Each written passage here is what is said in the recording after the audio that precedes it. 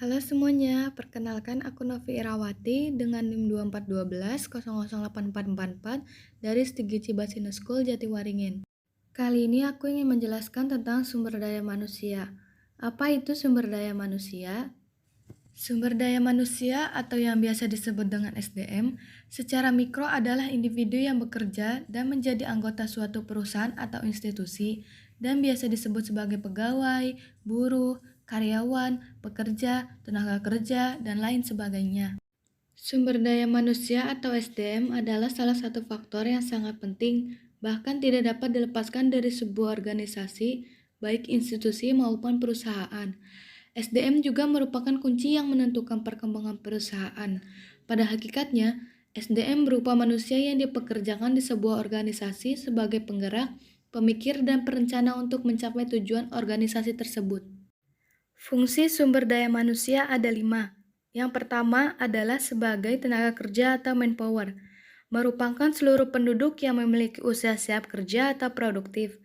Tenaga kerja mempunyai kemampuan untuk memberikan jasa setiap satuan waktu yang berguna untuk menghasilkan produk berupa barang maupun jasa yang dapat bermanfaat bagi dirinya sendiri ataupun orang lain. Yang kedua, sumber daya manusia sebagai tenaga ahli yang berfungsi sesuai bidang dan kemampuannya. Yang ketiga, ada sumber daya manusia sebagai pemimpin.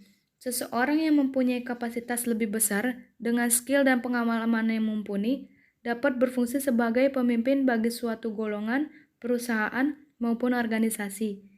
Yang keempat, sumber daya manusia sebagai tenaga usahawan. Mereka yang dapat melaksanakan pekerjaan yang berhubungan dengan kemandirian dalam rangka menciptakan suatu produk baru yang bermanfaat bagi orang banyak maupun lingkungan.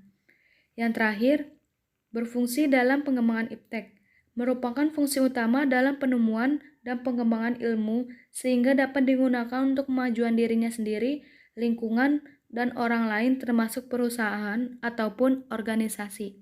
Dari yang kita ketahui, macam sumber daya manusia sangat banyak dan beragam. Jika dilihat dari standar usia, sumber daya manusia merupakan orang-orang yang memiliki usia produktif.